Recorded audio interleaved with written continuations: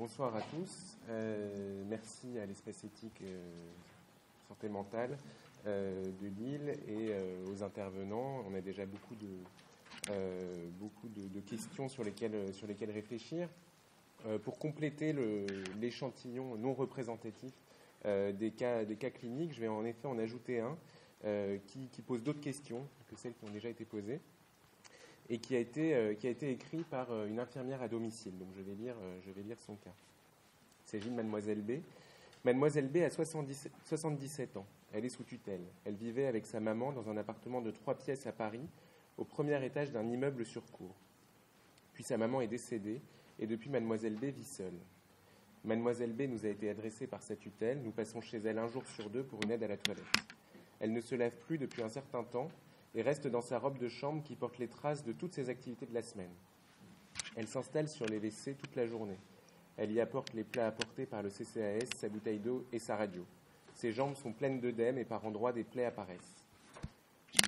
Chaque visite se passe de la même façon. Nous montons au premier étage et frappons à la porte de Mademoiselle B. Elle est sur ses toilettes et nous répond « Tu m'emmerdes, fous-moi la paix ». Nous insistons et une conversation s'entame à travers la porte dont probablement tous les voisins profitent. Elle passe par tous les stades de la négociation. Ouvrez-moi simplement la porte pour voir si vous allez bien. Il faut m'ouvrir, vous savez que c'est important.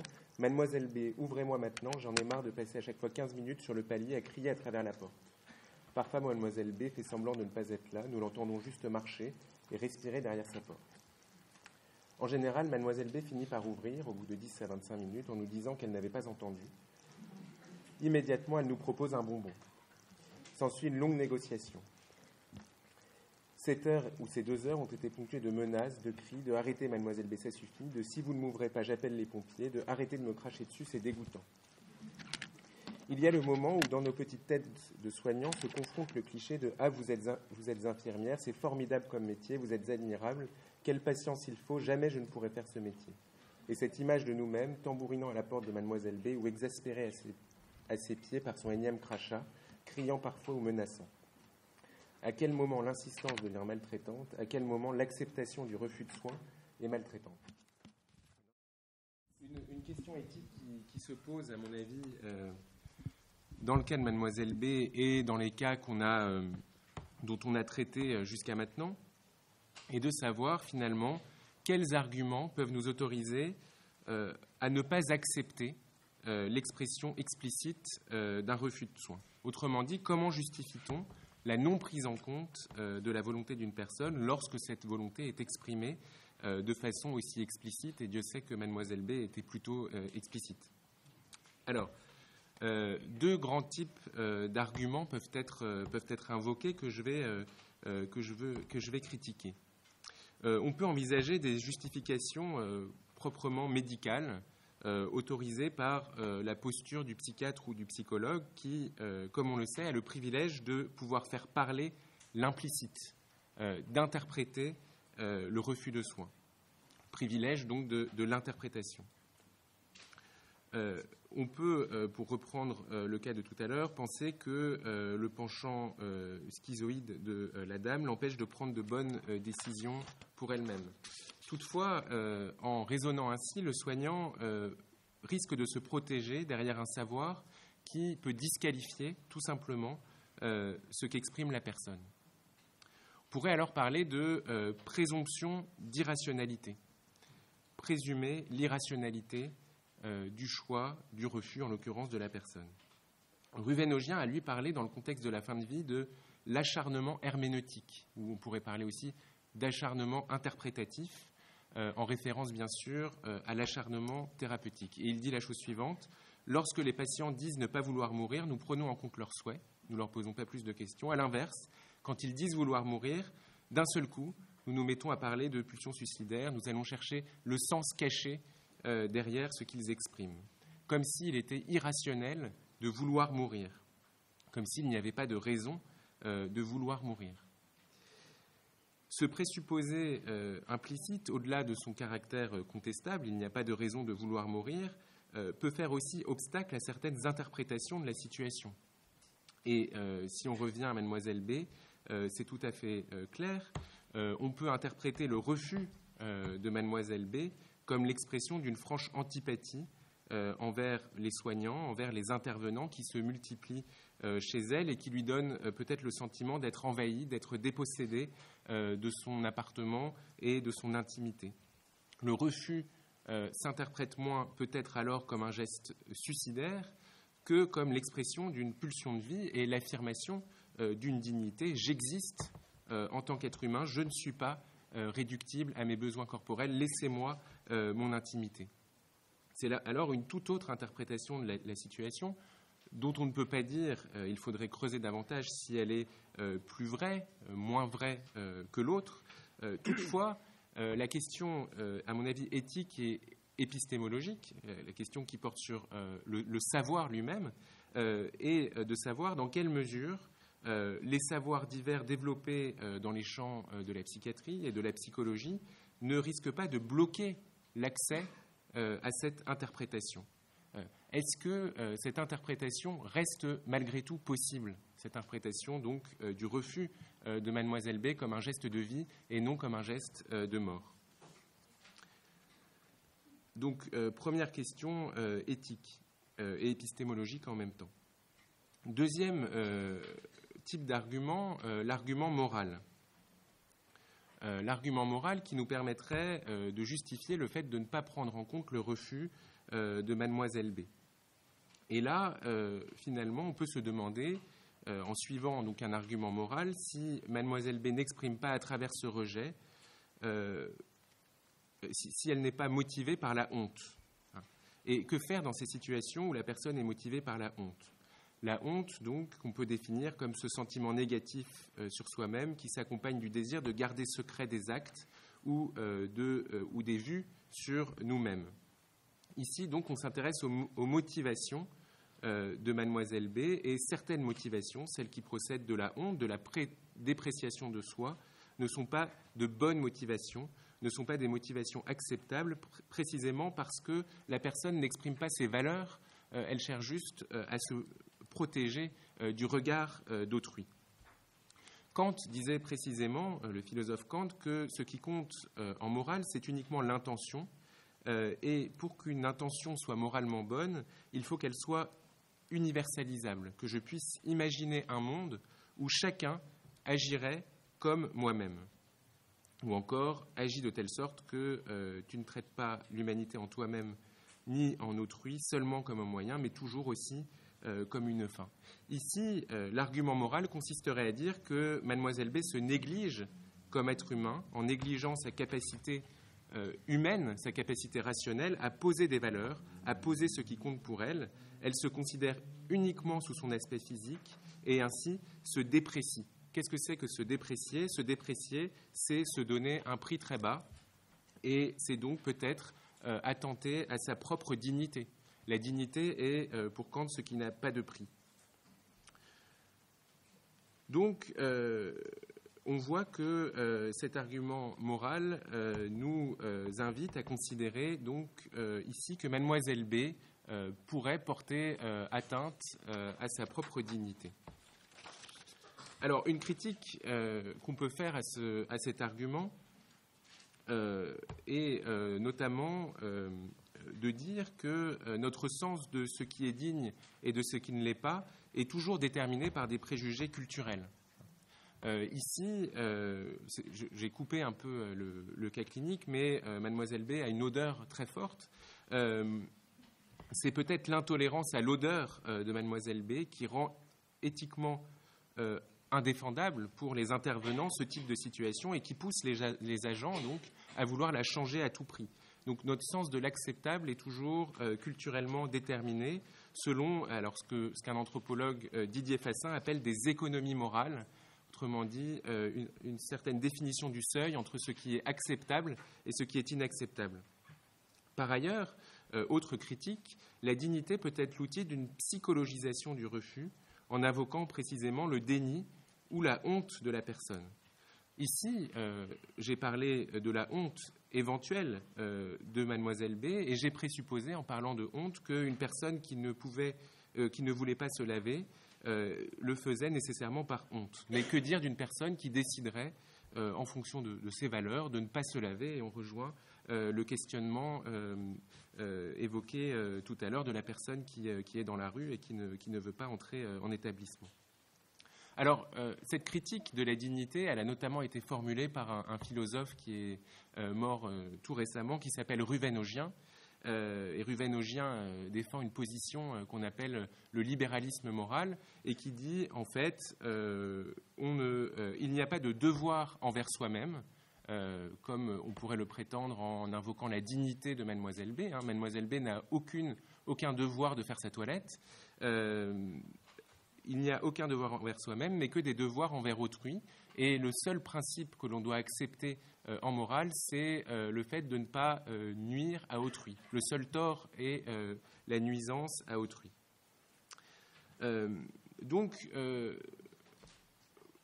Voilà où on en arrive donc à ce point-là du raisonnement, à cette thèse de Ruven Augien qui critique donc la dignité et qui fait suite en fait à la pensée d'un autre philosophe qui s'appelle John Stuart Mill et qui a écrit De la liberté au début du XIXe siècle avec les mêmes idées précisément. Est-ce qu'on doit se contenter de cette thèse et considérer qu'à partir du moment où il y a un refus de soins, finalement, on doit le prendre pour argent comptant et l'accepter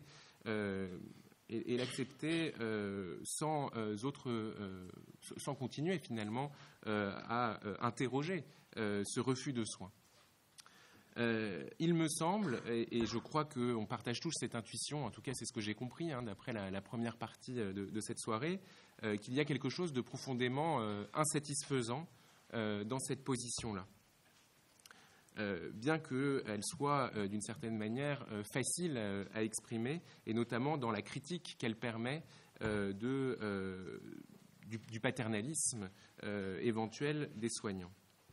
En réalité, cette position minimale, on peut aussi dire qu'elle est minimale, a un présupposé qui me semble très contestable, c'est le présupposé de la rationalité de l'agent et en l'occurrence de la rationalité des personnes qui refusent les soins. Ce présupposé est le suivant: dès lors que la personne n'a pas de trouble cognitif, ce qui est le cas de Mademoiselle B, bien qu'elle soit sous tutelle, mais elle n'a pas de trouble cognitif, nous devons la laisser libre de décider ce qu'elle veut et d'exprimer un refus dès lors que les informations lui ont été transmises. On présuppose alors, entre les deux êtres humains normaux,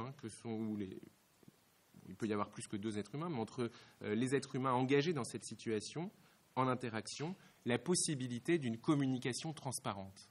Et c'est ça le présupposé qui doit être interrogé, c'est le présupposé de la possibilité même d'une communication transparente. Pour moi, la notion clé ici, c'est vraiment la notion de communication.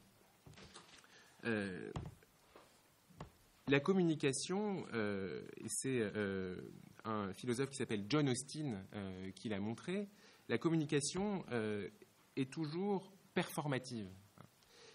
Communiquer, c'est toujours vouloir produire un effet sur le monde.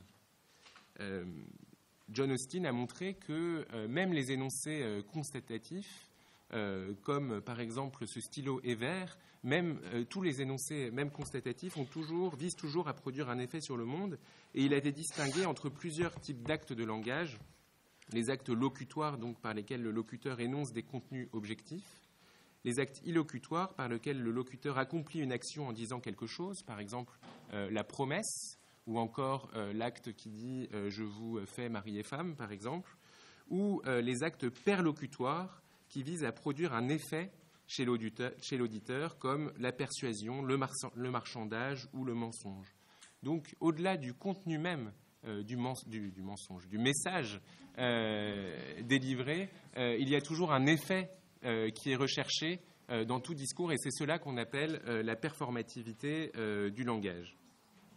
Ici, on voit bien que dans tous les cas qui ont été racontés, qui ont été évoqués et discutés, il y a la dimension perlocutoire du langage, autrement dit, le fait de vouloir produire un effet chez l'auditeur intervient au moins à 3 niveaux.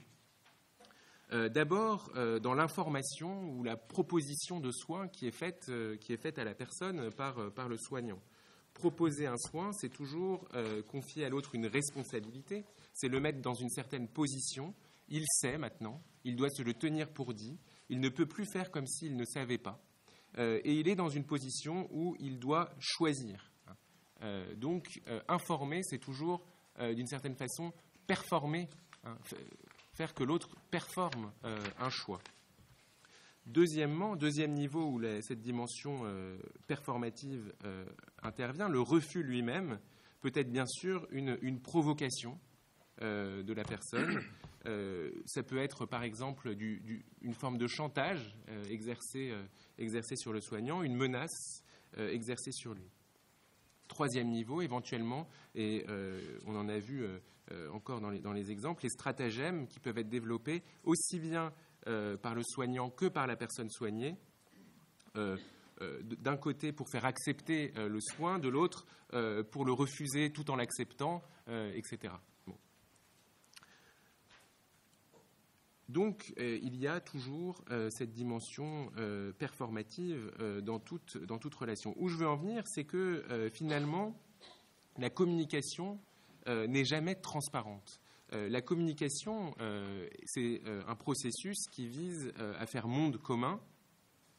Et communiquer, c'est toujours espérer être compris sans en être totalement assuré. Et même en admettant que, par exemple, Mademoiselle B veut ce qu'elle dit vouloir, et sans tenir compte des stratagèmes dont j'ai parlé tout à l'heure, finalement de ses intentions cachées, en admettant que le refus soit sincère, il est important de savoir sur la base de quel savoir la personne veut ce qu'elle veut. Qu'est-ce que la personne sait vraiment des intentions des soignants? Qu'est-ce qu'elle sait de sa maladie? Qu'est-ce qu'elle sait de l'effet de ses traitements? Qu'est-ce qu'elle sait vraiment des possibilités dont elle dispose au moment T de la situation? Qu'est-ce qu'elle sait du soutien de sa famille?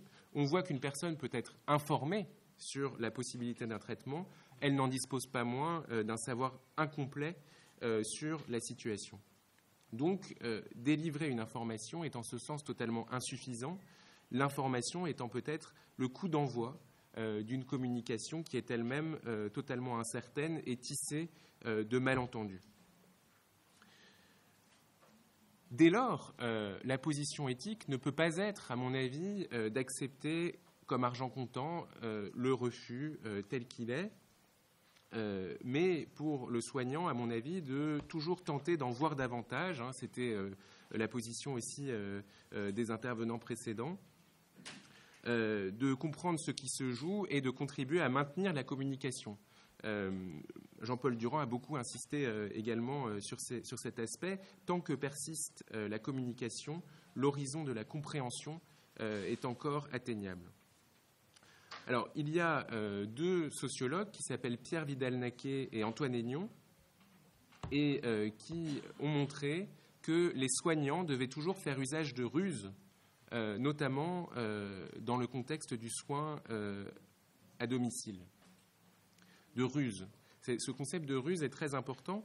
Il ne s'agit pas seulement de dire que le soignant peut faire usage de stratagèmes rusés pour parvenir à ce qu'il juge bon pour la personne. Par exemple, je vais appeler les pompiers tout à l'heure. Mais plus fondamentalement que le soin à domicile lui-même est le résultat d'une ruse des parties prenantes visant à maintenir la communication possible. Ces deux sociologues donc développent l'idée que le soin consiste précisément à faire exister une relation, la relation d'aide, qui ne préexiste pas à la situation. Or, pour faire exister cette relation d'aide, il est besoin d'une fiction, de faire comme si elle existait au départ, alors qu'elle est produite par la fiction, par une ruse. La ruse du soignant consiste essentiellement à performer un jeu d'acteurs dans lequel lui est soignant et l'autre soigné, et dans lequel cette relation d'aide existe. Et donc, pour faire accepter cette aide, un jeu se met en place, un jeu fait donc de multiples ruses. Et on a vu tout à l'heure qu'il y avait aussi des jeux de langage qui pouvaient être utilisés quand c'était dans l'exemple de Delphine Mouveau qui disait c'est pas simple. Donc on voit qu'il y a ici euphémisation de la situation. Donc il y a plein de ruses comme ça qui finissent par faire accepter à la personne la relation d'aide. Pourquoi a-t-on besoin de cette ruse ? Précisément parce que la situation de départ est incertaine.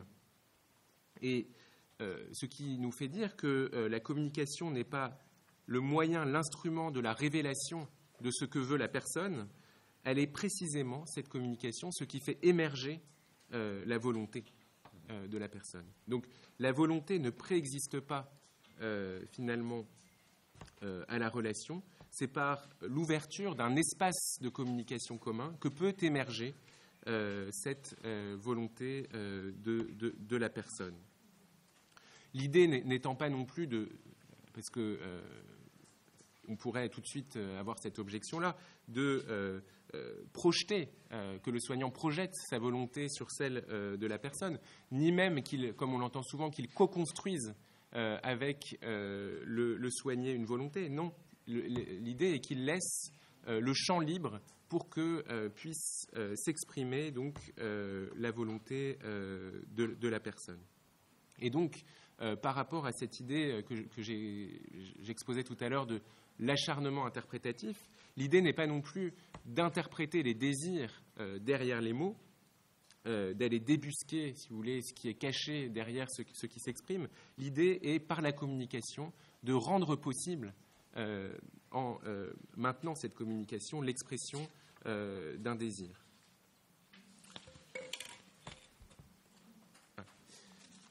Donc, tout ça pour critiquer, c'était le point de départ un peu de toute cette réflexion sur la communication, la présomption de rationalité, l'idée qu'il suffit de donner une information et puis qu'ensuite tout est clair, qu'ensuite on est loyal, comme on le dit du consentement, mais que, au fond, cette présomption de rationalité est extrêmement critiquable et quel est le pendant de, finalement, la présomption d'irrationalité dont je parlais tout à l'heure. Il est tout aussi contestable de présumer une communication déjà établie lorsqu'on donne une information que de présumer l'irrationalité en psychologisant le refus. Et dans les deux cas, c'est assez intéressant, dans les deux cas, on bloque la communication, dans les deux cas, on empêche la communication, finalement.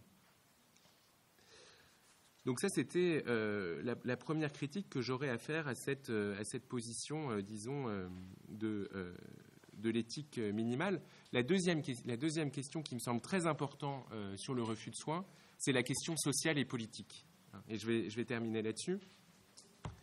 Il me semble que l'éthique, en l'occurrence, la question éthique que pose le refus de soins ne se réduit pas à la relation de soins elle-même.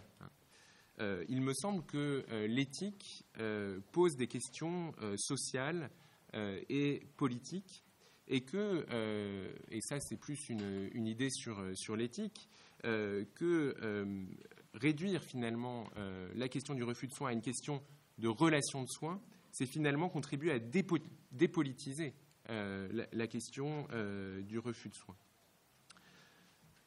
En effet, la question est de savoir comment l'environnement social agit sur le refus du soin.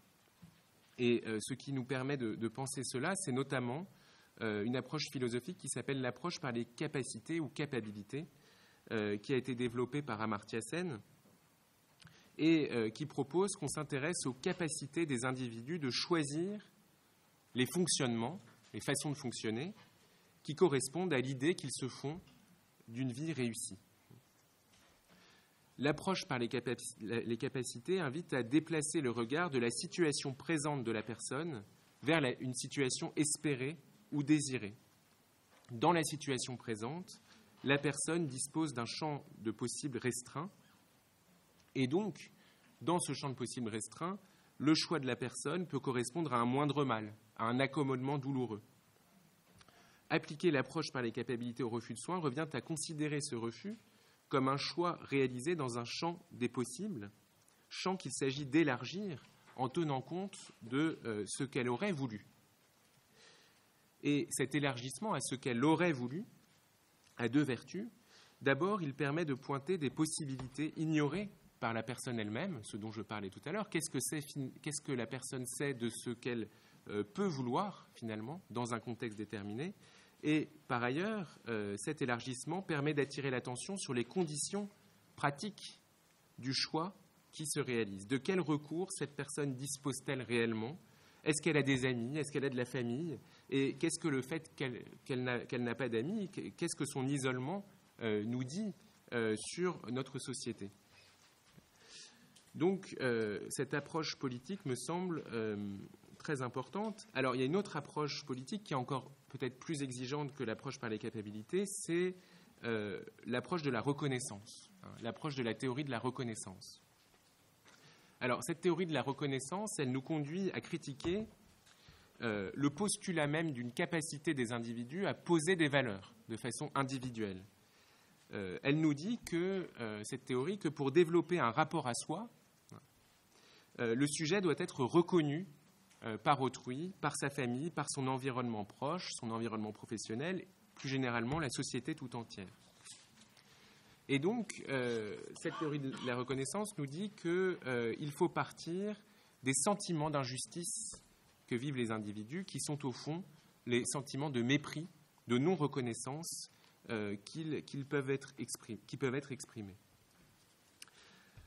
Emmanuel Renaud, donc, qui est un philosophe qui notamment a théorisé cette théorie de la reconnaissance, établit une typologie de la détérioration des rapports à soi, qu'il définit en utilisant le concept de souffrance sociale.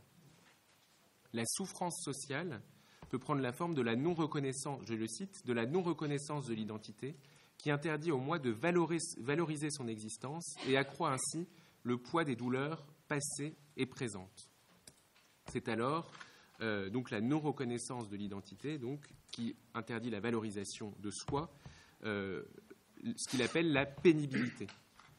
Ensuite, il y a ce qu'il appelle les relations sociales disqualifiantes, qui créent non pas une absence de rapport positif à soi, mais un rapport négatif à soi, ce qu'il appelle l'intériorisation de la honte.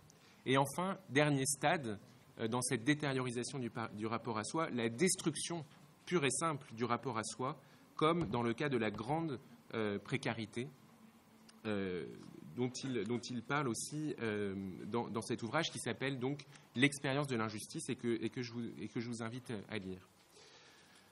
Alors, si on revient à Mademoiselle B, il est difficile de dire, évidemment, en voyant ce cas, quelle forme de souffrance sociale elle éprouve, mais il est difficile d'interpréter autrement le refus de soins que comme l'expression d'une souffrance sociale, au sens d'une détérioration, donc, du rapport positif à soi, qui l'empêche de décider quelque chose pour elle-même. Et l'enjeu, une fois qu'on a fait ce constat-là, est certes la recherche de la recréation pour Mademoiselle B d'un rapport positif à soi, ce que permet le soin, mais il est aussi, et c'est la question politique, l'enjeu est celui d'identifier les mécanismes sociaux qui contribuent précisément à cette détérioration. Et là, on a déjà parlé tout à l'heure des valeurs de notre société, l'exigence d'une certaine rapidité, la promotion d'une certaine fluidité, d'une capacité d'adaptation aux circonstances, qui évidemment peut, pour les personnes âgées, contribuer à leur exclusion. Voilà, deux mots de conclusion, juste pour dire que le refus de soins me semble être un défi pour la communication et que l'enjeu du soin est de maintenir une relation où peut s'exprimer le désir de la personne. Je me répète, mais c'est pour affirmer cette conclusion. Et la deuxième conclusion qui me semble importante, c'est de toujours convertir l'approche clinique en une approche sociale, dans la lignée d'ailleurs de la médecine sociale, qui avait cette vocation-là, qui a cette vocation-là, et l'enjeu étant toujours de savoir pourquoi les personnes souffrent en partant de leur situation clinique, mais en interrogeant aussi les mécanismes sociaux de cette souffrance. Il me semble qu'un enjeu ici éthique est de ne pas fermer le constat médical sur lui-même, de prolonger toujours la clinique par la réflexion sociale sur finalement ce qu'est notre société et à quel point elle peut produire de l'exclusion pour les personnes âgées. Je vous remercie.